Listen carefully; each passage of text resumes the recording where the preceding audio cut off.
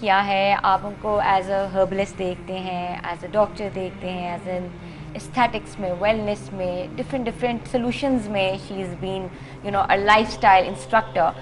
But اگر آپ ان کا دوسرا پہلو دیکھیں تو بہت ایک ڈفرینٹ پہلو ہے.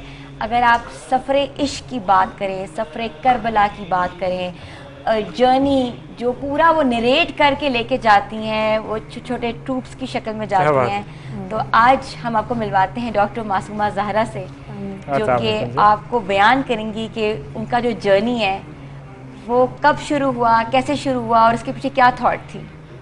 یار 2016 میں, انفیکٹ 2015 میں ایک دن مجھے ایک میری کزن کی کال آئی اینڈ شی سیڈ کہ میں کربلا جا رہی ہوں, تم نے تو لازمی ساتھ جانا. آئی کال مائی اماں اور میں نے کہا کہ بس امی میں کربلا جا رہی ہوں, بچے میرے آپ رکھ لیجیے گا. بچپن سے گھر کا ماحول ایسا تھا. امی ہمیشہ کہتی تھی کہ اگر رسول خدا صلی اللہ علیہ وسلم سے پیار کرنا ہے نا تو ان کی بیٹی سے پیار کرنا سیکھ لو. تو وہ بیسیکلی شاید ہماری تربیت کر رہی تھیں, اور ان کی تربیت کا طریقہ جو ہے وہ اب میں اپنے بچوں پہ ہی کرتی ہوں کہ میں جب بھی کچھ کرتی ہوں میں کہتی ہوں بی بی راضی نہیں ہوئیں گی, جب بی بی راضی نہیں ہوئیں گی تو نبی پاک راضی نہیں ہوں گے, وہ نہیں راضی تو اللہ نہیں راضی, تو یہ کام نہیں کرنا. تو وہ گھٹی میں کچھ ملا ہوا تھا. I wanted to visit Karbala, اور میرا بچپن سارا سعودی میں گزرا, تو حج عمرہ اور یہ سب کیا ہوا تھا, لیکن وہ ایک تھا کہ اب مجھے زیارات کرنی ہے. میری امی نے کہا کہ نہیں, اچھا مجھے 5 منٹ دو. میں نے کہا اوکے فائن, 5 منٹ بعد شی کال می بیک, میں جا رہی ہوں, تم نے جانا ہے تو جاؤ, نہیں جانا تو نہ جاؤ. میں نے کہا واٹ دا, مطلب یہ کیا ہے, ابھی آپ نے میرے بچے رکھنے تھے.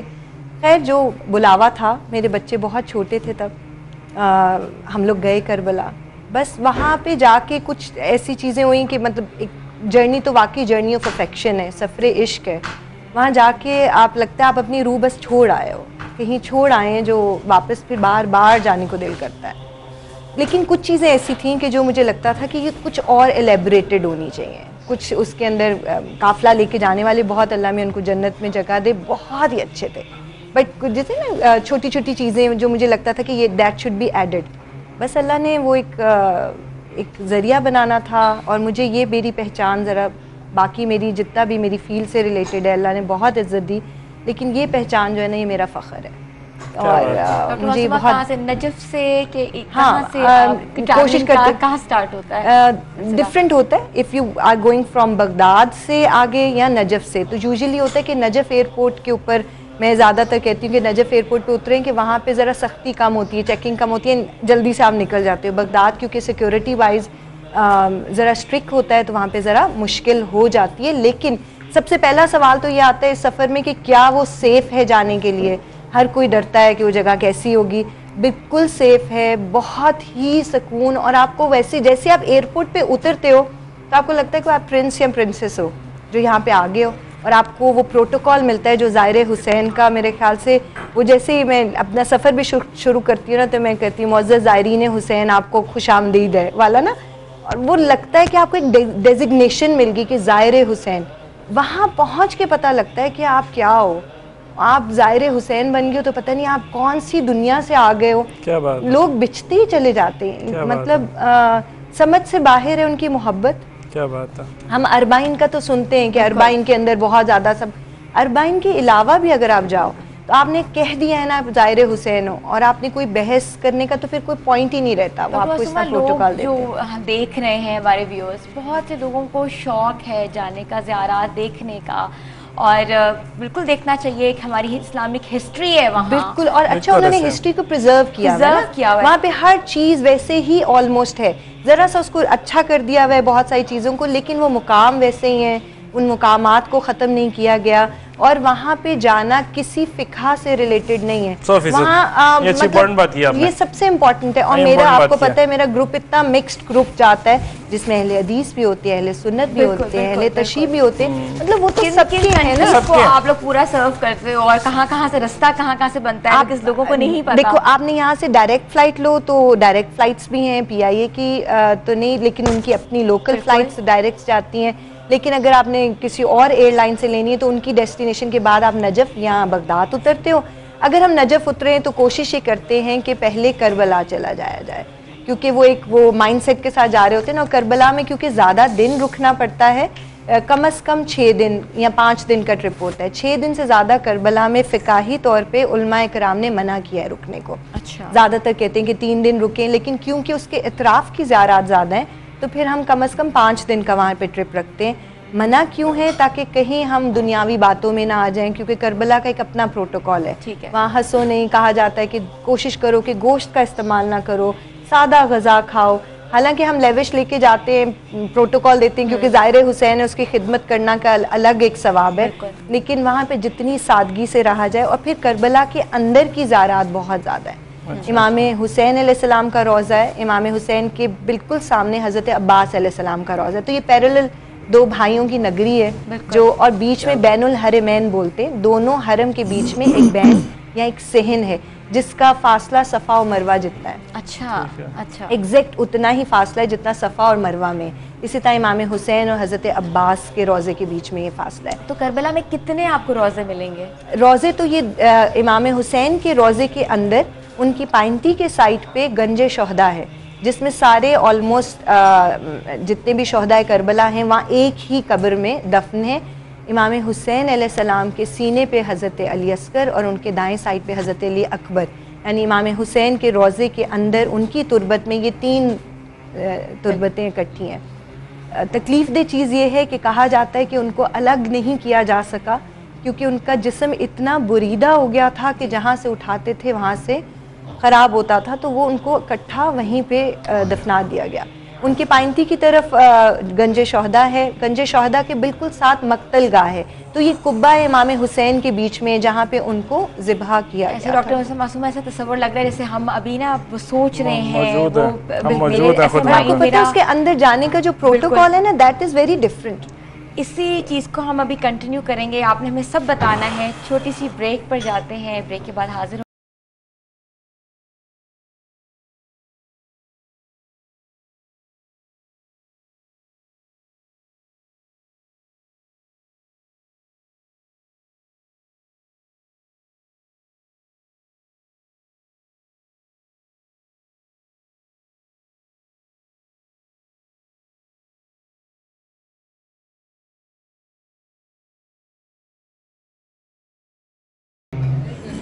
एक दफ़ा फिर आपको खुशामदीद कहते हैं. आप लोग देख रहे हैं स्पेशल खुसूसी रमज़ान ट्रांसमिशन जिसका नाम है नूर रमज़ान. बातचीत का सिलसिला मैं चाहता हूँ डॉक्टर मासूमा ज़ाहरा से आगे बढ़ाया जाए. बिकॉज़ माहौल बात कर रहे थे सफ़र इश्क पर, और कहते हैं जहाँ सफ़र इश्क है वहाँ है करबला. तो करबला का सफ़र डॉक्टर मासूमा की ज़बानी. डॉक्टर मासूमा आप बताएँ कि आपने कहा करबला में ज़ियारत करके हम कहाँ जाते हैं? करबला की ज़ियारत पहले जिस तरह 5 दिन अगर हम करबला में हैं तो पहले दिन हम रोज़ा इमाम हुसैन और हज़रत अब्बास की ज़ियारत कराते हैं. लोगों को कंफर्टेबल करते हैं, जगह कैसी, मतलब ऑब्वियसली सेटलमेंट के. नेक्स्ट डे जो है ना वो करबला के अतराफ़ की ज़ियारत होती है. ठीक है. और करबला के अतराफ़ में अंदर ही, मतलब कि रोज़ा इमाम हुसैन की जो अतराफ़ की ज़ियारत है, रोज़ा इमाम हुसैन से 70 कदम पे टीला ज़ैनबिया है. अच्छा, वहाँ पे बड़े अजीब है, आप दोनों को मैं सबको बताऊंगी कि अजीब सा दिल को दुख होता है. आप इमाम हुसैन के रोज़े में जाते हो ना तो सारी करबला की ज़मीन से इमाम हुसैन का रोज़ा बहुत डेप्थ में है. जब आपने एंटर होना है ना रोज़े में, आपने खड़े होकर कहना है या रसूल अल्लाह सल्लल्लाहु अलैहि वसल्लम आप मुझे इजाज़त देते हैं अपने बेटे से मिलने की, या इमाम अली आप मुझे इजाज़त, इस तरह इजाज़तनामा होता है. आपको इजाज़त पढ़नी है क्योंकि आपको किसी भी घर में या किसी से मिलने से पहले इजाज़त की ज़रूरत होती है. और इनके बच्चों से मिलने से पहले नाना से तो इजाज़त लेनी बनती है. वो इजाज़त लेके आप जैसे ही जाते हो ना तो करबला बाकी सब रोज़े ज़मीन पे हैं, इमाम हुसैन का तकरीबन कुछ 70 कदम आप नीचे की तरफ जा रहे होते हो, बिल्कुल डेप्थ में रोज़ा है. और टीला ज़ैनबिया 70 कदम दूर भी है और ऊंचा भी है. वहाँ पे ये क्यों है? क्योंकि इमाम हुसैन अलैहिस्सलाम जब ज़िबहा हो रहे थे तो बीबी ज़ैनब सलामुल्लाह अलैह घबरा के कि मेरा भाई अब मुझे जुलजना पे या घोड़े पे नज़र नहीं आ रहा, तो बीबी भागती हुई अपने खैमा गाह से 70 कदम के करीब बाहर गई. उधर खड़े होके 70 कदम इस तरह ये ट्रायंगल बनता है, 70 कदम आगे इमाम हुसैन थे. तो इमाम हुसैन ज़मीन को कहते थे ज़मीन तू नीचे हो जा, मेरी बहन ना देखे. और बीबी कहती थी, उलमाए कराम कहते हैं कि बीबी का जिक्र होता था कि ज़मीन ऊपर हो मुझे हुसैन नज़र नहीं आता. तो वो जो जंग है ना बहन भाइयों की, मोहब्बत की जंग, इश्क की जंग, वहाँ खड़े होके दिल लगता है कि मैं हमेशा कहती हूँ پتہ نہیں ہم کس طرح سے وہاں سے زندہ واپس آ جاتے ہیں. حق تو یہ ہے کہ بندہ کربلا جائے اور مر جائے, یہ حق ہے اس جگہ کا. رسول خدا صلی اللہ علیہ وسلم نے آیہ مودہ جو ہے, مودت کی آیت جو قرآن پاک میں بھی ہے, کہ کسی نے کہا رسول خدا صلی اللہ علیہ وسلم سے کہ آپ نے اتنا زیادہ ہمارے لیے کام کیا, ہمیں رسالت پہنچا, اللہ کی پہچان کرائی اور سب, تو اس کا اجرت کیا ہے؟ تو اجر میں آیت نازل ہوگی کہ کہہ دیجئے ان کو کہ نہیں چاہیے کچھ سوا اس کے کہ میرے اقربا سے محبت کی جائے, نہیں مودت کی جائے. علماء کرام بھی یہاں پہ بیٹھے ہیں, سب آپ لوگ بھی بیٹھے ہو, آپ جانتے ہو مودت کا لیول عشق سے اوپر کا ہے, جہاں آپ کو کچھ اور نظر نہ آئے, بس وہی نظر آئے. یہ رسول خدا صلی اللہ علیہ وسلم نے اپنی اولاد اور اپنے قریبیوں کے لیے مانگا. تو میں ہمیشہ جا کے کہتی ہوں کہ میں یہاں پہ صرف آپ کی اجرت جو آپ نے مانگی ہے وہ ادا کرنے آئی ہوں. میں اپنے جو زائرین ساتھ جاتے ہیں میں ان کو کہتی ہوں گھر سے نکلنے سے پہلے یہ کہہ کے جاؤ کہ آپ نے اجرت مانگی تھی محبت, اور محبت کا تقاضا یہ ہے کہ ان کی جگہ کو دیکھا جائے, اس جگہ کی زیارت کی جائے. اب وہاں پہ ٹیلہ زینبیہ ہے, وہاں پہ جایا جاتا ہے. ٹیلہ زینبیہ کے بعد خیمہ گاہ ہے. خیمہ گاہ کو انہوں نے بڑا اچھا خوبصورت بنا دیا ہے, جہاں خیمے نصب ہوئے تھے. خیمہ گاہ کے دروازے کے اندر جب آپ انٹر ہوتے ہو تو ابو الفضل عباس کا خیمہ لکھا نظر آتا ہے. آپ کے رائٹ اور لیفٹ پہ جناب عباس کا, کیونکہ ان کا پروٹوکول یہ تھا کہ ان سے ملے گا کوئی, وہ پاس کریں گے تو حسین تک کوئی جائیں گے. حسین علیہ السلام کو ان کے بعد روضے, اس حسین علیہ السلام کے روضے خیمہ گاہ اور خیمہ گاہ حضرت عباس کے بیچ میں محملوں کی جگہ ہے جہاں ان کے جانور کھڑے کیے گئے تھے, تو انہوں نے وہ بھی اس کو پوائنٹ آؤٹ کیا ہوا ہے کہ یہ محمل ہے. اس کے بعد حضرت امام حسین کے روضے کے بالکل ساتھ بیک سائڈ پہ بی بی زینب کا روضہ, جیسے گھری ہوئی تھی وہ, بیچ میں چھپی ہوئی تھی وہ, کیونکہ اہل بیت تھی. بی بی کا ذکر نہیں ہونا تھا. امام علی نے کہا تھا اپنے آخری دنوں میں کہ اے کوفہ والو, یاد رکھنا کہ کبھی کوئی یتیم, اسیر اور عورتیں بغیر پردے کے آ جائیں تو ان پہ پتھر نہ مارنا. تو یہ اتنی تکلیف دہ چیز ہے کہ اس بی بی کا پردہ جو کائنات کی پردہ دینے والی تھی, ان کو کس طرح سے وہاں رکھا گیا. خیمہ گاہ کی ایک اپنی ہیبت ہے. خیمہ گاہ میں جا کے آپ کو لگتا ہے کہ پتہ نہیں یہاں پہ کیا کیا ہو رہا ہوگا. 9ویں کی رات کا جو ہم سنتے ہیں کہ بھن بھنانے کی آوازیں آتی تھیں, ایسے قرآن کی تلاوت ہوتی تھی, ادھر جا کے ایک عجیب سا سرور آتا ہے. بی بی زینب کے خیمہ کے بالکل سامنے جناب امام زین العابدین کے خیمے کو انہوں نے پوائنٹ آؤٹ کیا ہوا ہے. پھر امام زین العابدین کے خیمے سے نکلیں تو باہر جائیں تو حضرت قاسم کا خیمہ نظر آتا ہے. تو یہ خیمہ گاہ کی پوری نقشہ ہے جو وہاں پہ نظر آتا ہے. اور یہ امام حسین علیہ السلام کی طرف کی زیارتیں ہیں, یعنی امام حسین کے روضے کے سائڈ سے. پھر آگے حضرت عباس علیہ السلام کے روضے کے سائڈ پہ, جو کہ بالکل اپوزٹ سائڈ ہے, وہاں پہ ایک بازار ہے. بازار تو چاروں طرف ہے, ایک روڈ ہے جو ان کے روضوں کو گھیری ہوئی ہے, اس کے ارد گرد سارا بازار ہے. پہلی جگہ ہے کف عباس کی, جہاں حضرت عباس کا پہلا بازو گرا. پھر دوسری جگہ ہے کف عباس, جہاں پہ حضرت عباس کا دوسرا بازو گرا. وہاں پہ بھی جایا جاتا ہے, اور وہاں کی بھی ایک عجیب ہی کیفیت ہوتی ہے. یہ سوچنا کہ آس بچوں کی یہاں ختم ہو گئی تھی, جب بی بی نے کہا تھا کہ پردے کی آس بھی اب ختم کر دو, وہاں کھڑے ہونا بھی مشکل. ان سب کے پیچھے جاہیں تو نہر علقمہ ہے. نہر علقمہ وہ شاخ ہے فرات کی جو نکلتی ہے اور جو خیمہ گاہ کے قریب تھی, جہاں سے پانی بھرا تھا. اور وہیں پہ وہ جگہ ہے جس کو مقام امام زمانہ علیہ السلام بولتے ہیں. وہاں مسجد بنی ہوئی ہے مقام امام زمانہ کی. اصل میں وہ مقام ہے جہاں امام وقت یا امام مہدی علیہ السلام اور باقی ائمہ, امام جعفر صادق وغیرہ بھی سب وہاں کھڑے ہو کے روتے تھے. اور وہیں کے لیے زیارت ناہیہ میں ہے کہ اے وہ کہ جس کو بہت بری طرح سے گرایا گیا, اے وہ کہ جس کو بالوں سے پکڑ کے ان کو اس جگہ پہ امام حسین پہلی دفعہ زین سے زمین پہ آئے تھے, تو وہاں وہ مسجد ہے. اس کے پیچھے مقام امام جعفر صادق ہے. امام جعفر صادق اپنے دور میں جب آتے تھے اور وہاں پہ ان کا باغ ہے, امام جعفر صادق بھی ہے. تو یہ ہیں اطراف کی زیارتیں. پھر اس کے بیچ میں ایک مقام ہے مقام علی اکبر, وہ بھی بہت تکلیف دہ مقام ہے, جہاں برچھی لگی تھی جناب علی اکبر کی. اور تکلیف دہ چیز یہ کہ ایک وہ بچہ کہ جس کو مانگا گیا ہو دعاؤں میں اور کہا گیا ہو کہ مجھے شبیہ محمد صلی اللہ علیہ وسلم واپس دے دیں, نانا کی شبیہ مانگی تھی. اور ایک بوڑھا باپ کہ جو اس بچے کی برچھی نکالے اور پھر وہاں سے خیمہ گاہ بہت دور ہے، وہاں کھڑے ہو کے احساس ہوتا ہے کہ امام کی ہمت اور صبر پتہ نہیں کس قسم کا تھا کہ وہ وہاں سے لے کے خیمہ گاہ تک لے کے گئے ہوں گے. تو ایک تکلیف دی جگہ ہے، ایمان تازہ ہوتا ہے وہاں پہ. پھر جناب علی اصغر کا مقام ہے، اور پھر وہ مقام ہے جہاں پہ ابو الحارث مقام حارث ہے. اچھا یہ بھی بڑے مزے کی مقام ہے وہاں پہ، جہاں پہ وہ شیر رہتا تھا جو امام حسین کا پالتو شیر تھا. اور مدینہ میں جب وہ مکہ میں جب وہ بڑا ہونے لگ گیا تو صحابہ کرام نے کہا کہ یا رسول خدا صلی اللہ علیہ وسلم ہمیں اس شیر سے اب ڈر لگتا ہے تو اس کو باہر نکال دینا چاہیے. امام حسین سے بولا، وہ شہر سے باہر بیٹھنے لگ گیا. پھر ہوا کہ اس سے بھی اب ڈر لگتا ہے، شیر ہے باہر بیٹھا رہتا ہے.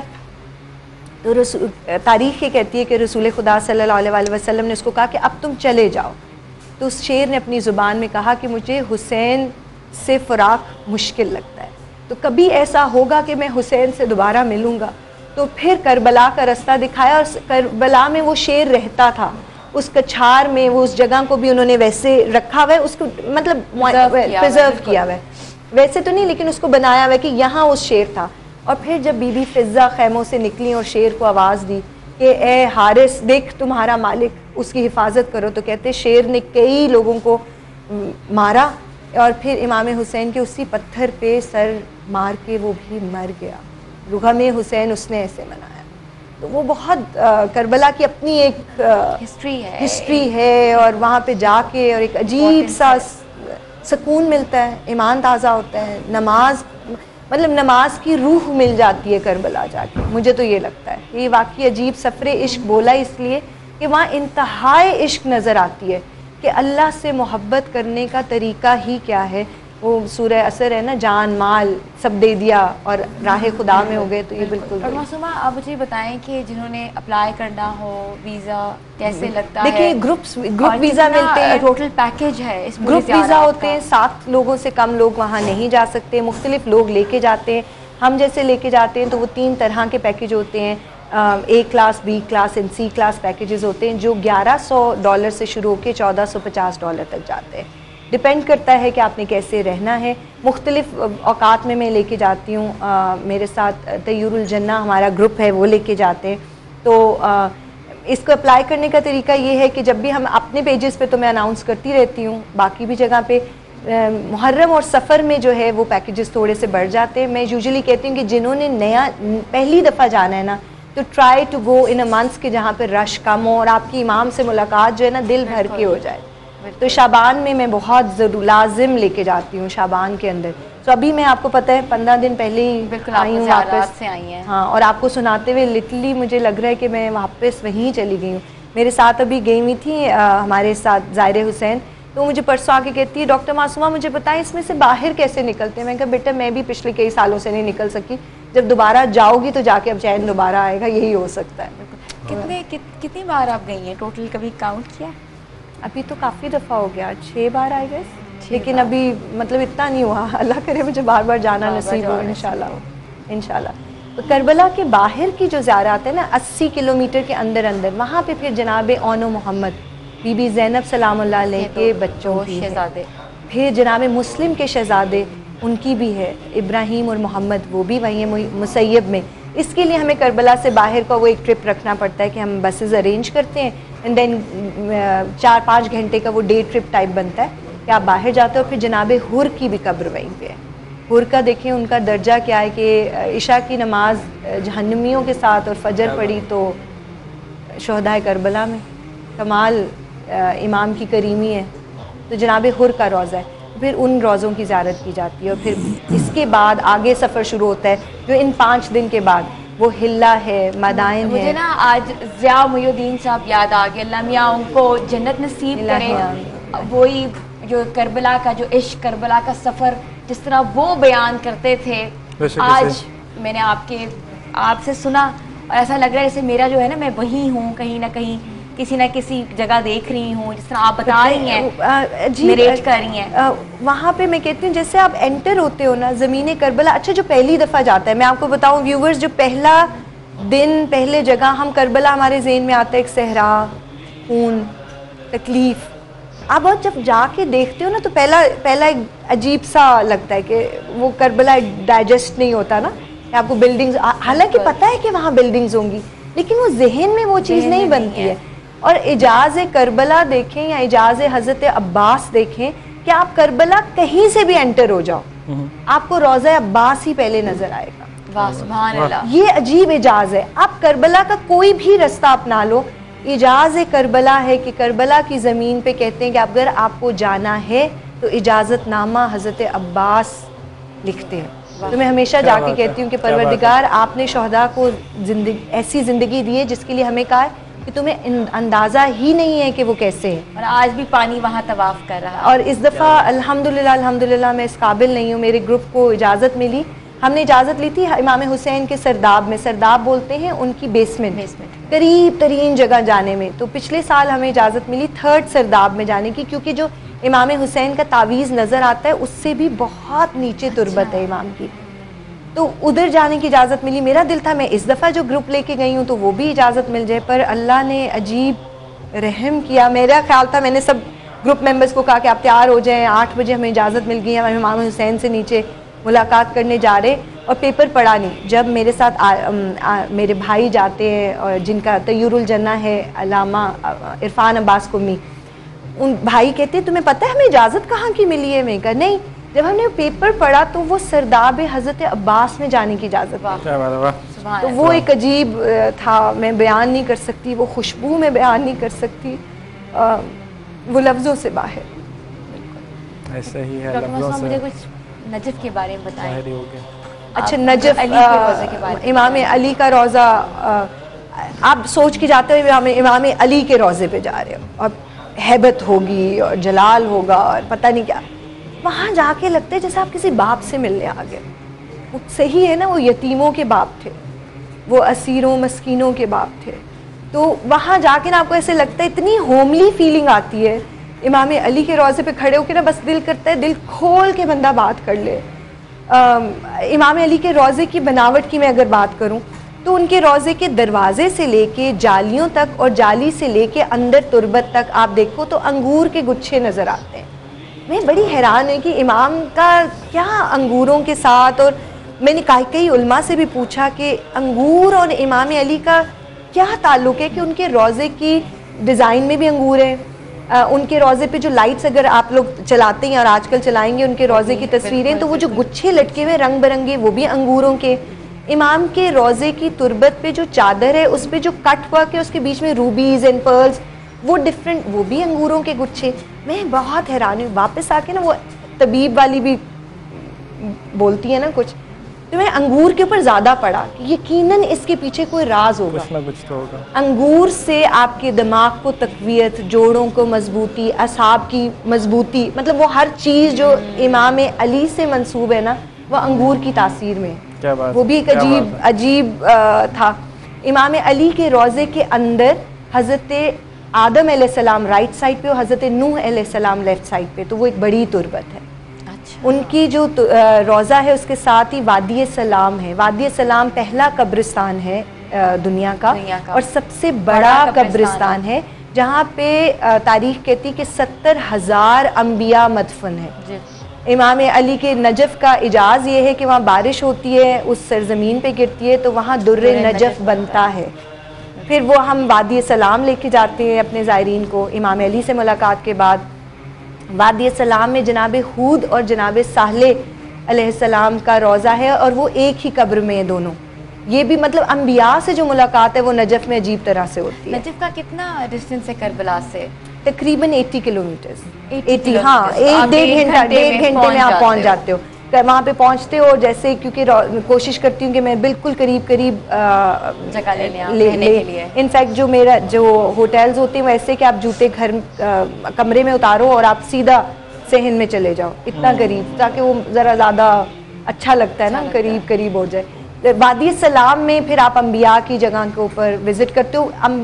مطلب اس کے لیے آپ کو پورا دن چاہیے, دن میرے خیال سے وہ بھی کم ہوگا, لیکن میکسیمم ڈیپ اندر تک جاتے ہیں. پرانی قبریں عجیب طرح کا. وادی سلام کی قبور جو ہیں وہ اس طرح جس طرح بیسمنٹس ہوتی ہیں, اور ان میں جس طرح آپ کے مارچریز کے اندر کھانے بنے ہوتے ہیں نا، تو پورے پورے خاندانوں نے اپنی مارچریز اندر ٹائپ بنائی ہوئی ہیں اور وہ وقف کی ہوئی ہیں۔ وادی سلام کے لیے یہ بھی کہا جاتا ہے کہ کوئی بھی مومن ایسا نہیں ہے جو روز قیامت وادی سلام سے اٹھایا نہ جائے گا، یعنی آپ دفن یہاں ہوئے ہیں اور آپ کو اللہ نے مومن کر کے اٹھانا ہے، تو آپ کی روح، آپ کا جسم وہاں منتقل ہو جائے گا، منتقل ہوتا ہے۔ مومن یہاں نہیں رہتا، میں یہاں کوئی بھی یہاں پہ دفن ہو اور وہ ایکچولی مومن ہو تو وہ یہاں نہیں ہوتا، وہ وادی سلام سے اٹھایا جاتا ہے۔ تو وادی سلام جایا جاتا ہے، وہاں پہ انبیاء کی زیارت کی جاتی ہے، جناب ہود، جناب صالح کی مقام امام جعفر صادق وہاں پہ بھی ہے، ادھر لے کے جایا جاتا ہے۔ اور پھر اس سے نجف سے قریب ہی کوفہ ہے، جس طرح لاہور و شادرہ، پنڈی، اسلام آباد، اسی طرح نجف اور کوفہ۔ نجف اور کوفہ، کوفہ میں بہت مساجد ہیں، کوفہ جایا جاتا ہے جہاں پہ مسجد حنانہ، مسجد حنانہ وہ جگہ ہے جہاں پہ امام حسین کا سر لا کے رکھا گیا تھا، مسجد حنانہ ہی وہ، اور بھی بہت سی مساجد ہیں جن کو میں آگے بتاتی چلی جاؤں۔ بالکل، اور سفر عشق اور سفر کربلا جو ہے ہم یہیں سے کل کنٹینیو کریں گے۔